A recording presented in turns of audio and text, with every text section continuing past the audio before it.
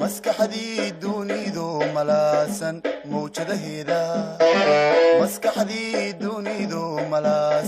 mawjadaheeda kala miirtay ee macnaysay maarkii qarsoona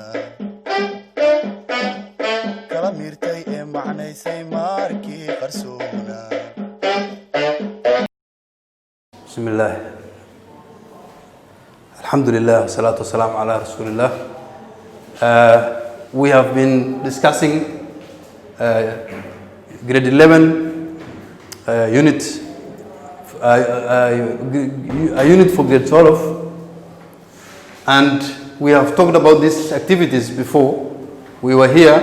Now we are going to begin the next segment, which is reading comprehension. So the reading comprehension section, because as we have always talked about in the English language syllabus, for this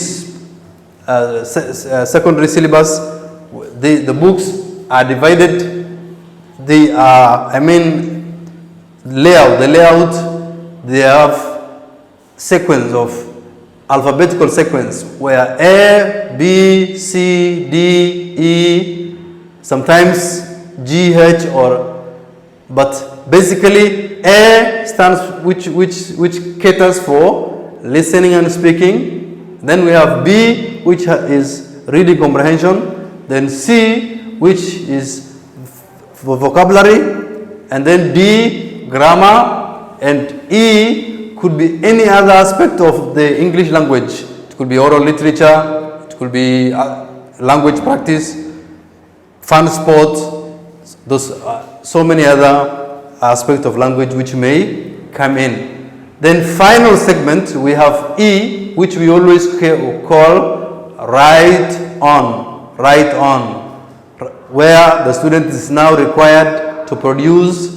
a written response based on what he or she has already studied. Now, to begin with, this lesson, reading comprehension, we can see the objective is very simple and precise. Answer comprehension questions. After the reading lesson, after the student reads a passage, the student is going to be presented with a passage. After the students read the passage, they should be able to answer comprehension questions. So you as a teacher,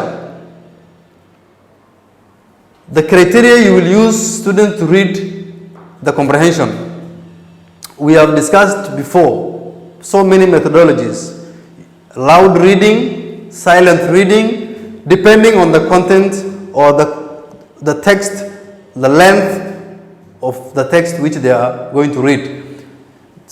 You can tell the student, ask them to read individually, read it silently through skimming or scanning, or we might use loud reading, where you as a teacher or one student reads the passage loudly and clearly, and the other students listen attentively. Then after the first reading, then the second reading, every student should individually read the text, read the passage alone, silently. It's most preferred silently. Why do I say silently? Because silent reading is going to help the student to understand, to comprehend what the comprehension is about. So here are the methodologies which ask learners to discuss how the way of life in the past is different from modern day societies. As you remember, the unit topic was societies in the past. That was the name of the topic, societies in the past. So before even reading you can start brainstorming. Ask learners questions. Ask them questions to elicit or arouse their interest in reading what you are going to assign them to read. Such questions are going to be of very good help to you as a teacher. Ask them. Ask learners to discuss how the way of life in the past is different from the modern day societies. Tell learners to answer the questions after reading the passage. Then tell them to answer the questions after the passage. This, after, when they have read the passage, when you have asked them these questions, you brainstormed, they have developed interest, they will give you many answers. What is the difference between the societies in the past and modern society? In terms of social way of life, the way we live today, the way the mode of transport we use, for example, and the mode of transport we used in the past. How do people use to travel from one place to another? And how do they do it today? How is information passed from one person to another at the modern day, and how was it before? Let them discuss, let the students discuss this, the way of life of people in the past and in modern day based on these dimensions. Therefore, when they have got enough clue of what they are going to read, allow them now to read the passage. Allow them to read the passage. Let them read the comprehension passage and then ask them to answer the comprehension questions. This you can do orally. Ask them oral questions after they have read oral questions. What is the difference between the life of the people in the past and the people today? The questions are there in the books, in the textbook, so you can ask them orally. Maybe if the questions are 10 or 11, or you can choose to ask them 2 or 3 questions orally, and the rest they do it as class activity. That's why in the evaluation, in the assessment segment here, we have said either use oral questions or written exercise. Now the written exercise could be those questions. Let them do it at class. Every student does answer the questions in their exercise books.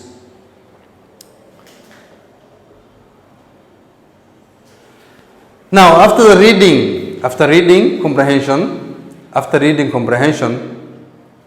we have always seen that there is the segment C, vocabulary. And since we know very well that vocabulary is one primary concept of learning English language, because if you read, the more the student reads, the more they come across different vocabularies. They come across new words. So these new words, how do they learn and acquire more vocabulary in order to improve their written, spoken, and listening ability? Therefore, this segment is very important. So as teachers, you should not ignore the vocabulary, just the way each and every other aspect is important, from the reading comprehension, the listening and speaking, the writing, the other literature segment, everything. So you should connect all these. So vocabulary, there is an objective, a very clear objective. In the end, by the end of the lesson, the learner should be able to complete sentences with the correct form of the words given. With the correct form of the words given.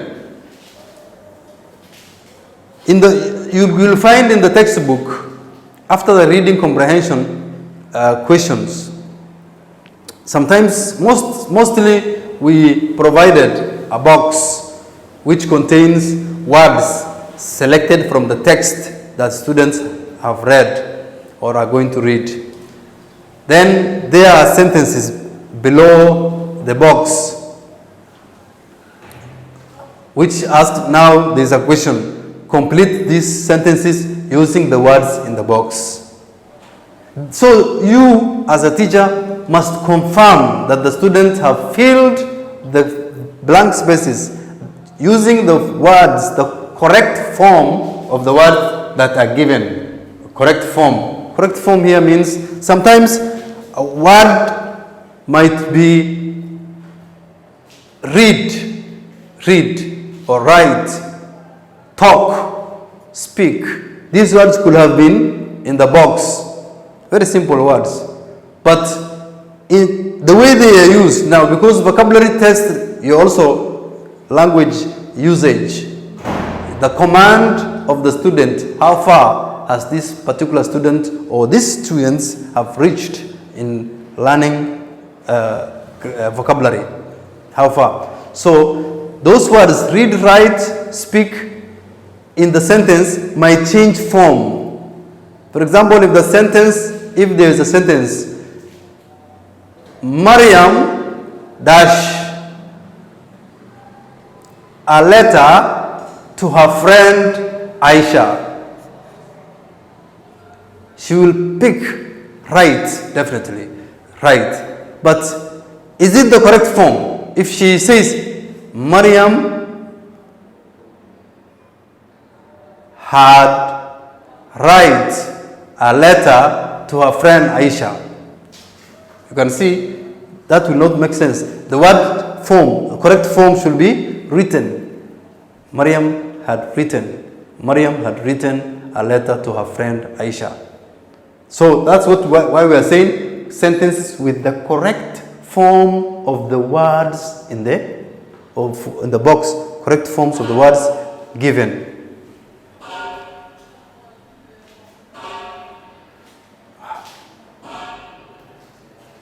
The words given. So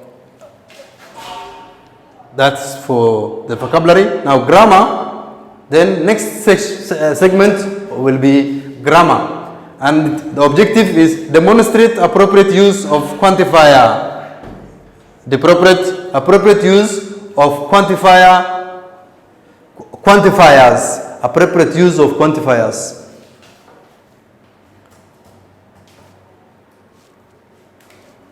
In groups, give them this methodology. Ask the student, divide them into groups of 4. In groups of 4, allot students, allot roles, and read the conversation. There is a conversation in the book.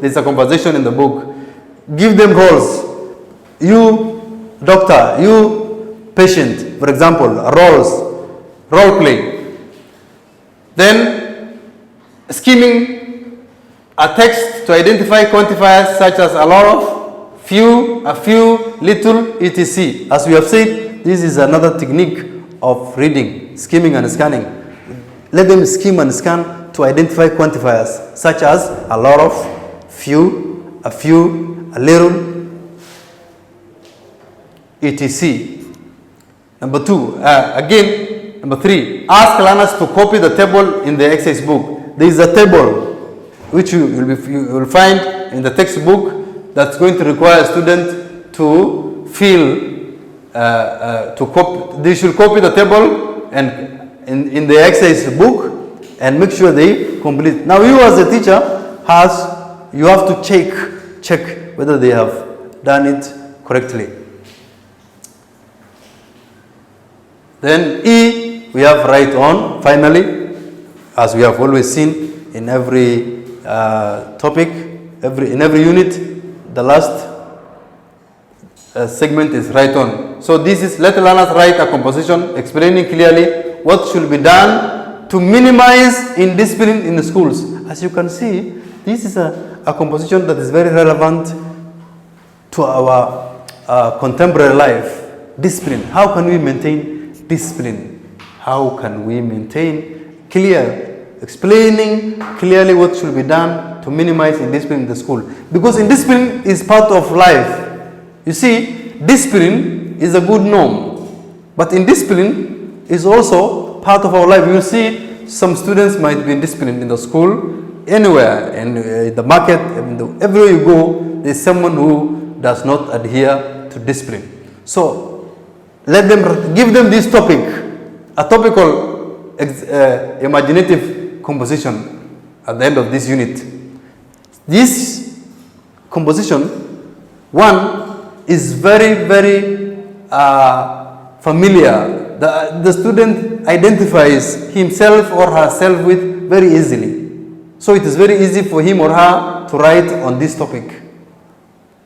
Because the student knows that there are students who are indisciplined. Teachers always talk about discipline, be disciplined. At home, we are advised, be disciplined. So how can you maintain discipline? This will also give students to think critically. In the future, we are not only teaching them English language for the purpose of speaking and writing.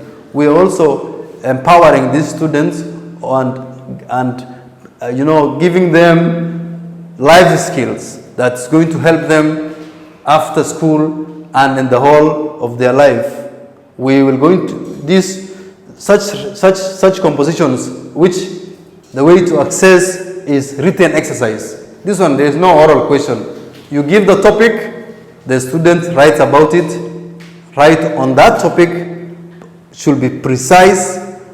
You should focus on how the student has written precisely on the topic without going out of context of what he or she has been asked, which is a topical question here. Number two, the way the student has logically organized his or her ideas, paragraphing, well-paragraphed composition, spelling errors, variety of vocabulary, appropriateness of the vocabulary used, appropriate variety and range of vocabulary and grammar, how communicative skills the student has, showed. It should meet all these criteria of writing, which is a written exercise. So teachers, we have talked about so much about this book, but there's one important thing that I would like to tell you before I conclude. Do not ignore any segment or section of the book, from listening and speaking, reading and comprehension, to the grammar, to the vocabulary, grammar, and then writing. Because as you see, they are very much connected. One skill promotes the development of another skill. Then this other skill helps the student to inculcate or gather another skill relevant for the other skill. For example, the reading skill is improved through the listening skill improves the writing skill. The reading skill improves the vocabulary. The vocabulary improves the writing, and so on. So with that, having said that, I will stop here, and until the next session, Assalamu alaikum wa rahmatullahi wa barakatuh. murtida dhuux aqoontiisa baro lagama maarmi